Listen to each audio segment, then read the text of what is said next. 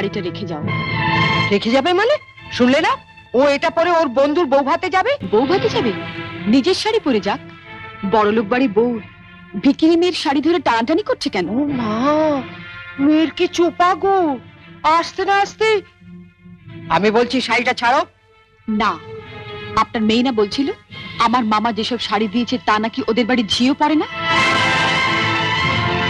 তামা, আপনি আপনার মেয়ের বিয়েতে এমন একটা শাড়িও দিতে পারেননি যেটা পরে রন্টুর বউ ভাতে যেতে পারে?